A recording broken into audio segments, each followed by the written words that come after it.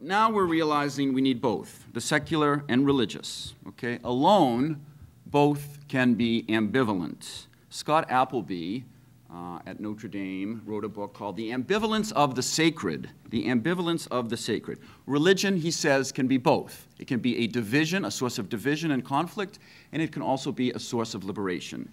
Now, he could have easily written a book with the title Ambivalence of the Secular. Ambivalence of the Secular. Many peoples in this world and in Muslim societies experience secularism not only as liberation, but also as oppression.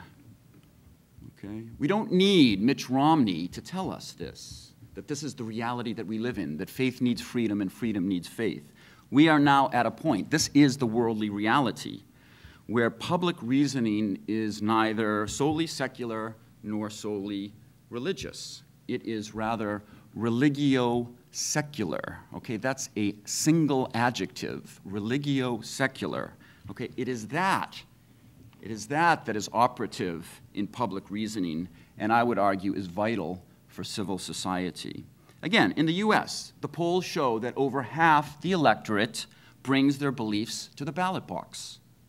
Okay, and also, I can say Winifred Sullivan's recent work has shown that beliefs, religious reasoning, is now unabashedly at play in courts of law alongside secular reasoning. And so we're learning how to legally manage religious pluralism, religio-secular pluralism, and religious reasoning is part of that process, part of that public process.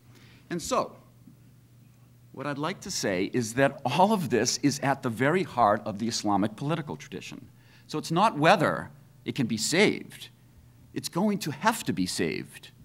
Okay? It's part and parcel of the reality of the current moment, this religio-secular moment. And so what I'm saying is that Islam has resources to help us think through the recalibration that we're in the midst of.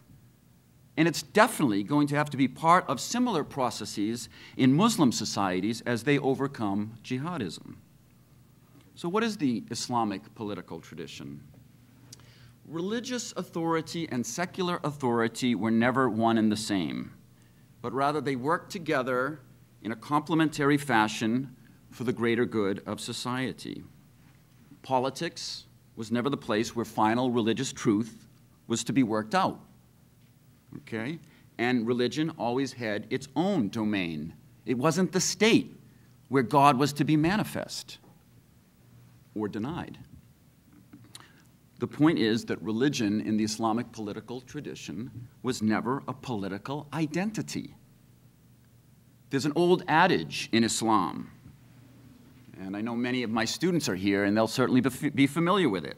There's an old adage in Islam that says, rule can last without religion. In fact, it says rule can last with irreligion, but not without justice.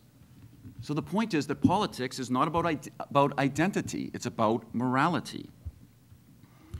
And the point was just that in the Islamic political tradition, that prosperity was not achievable without morality, and religion had a contribution to make to that.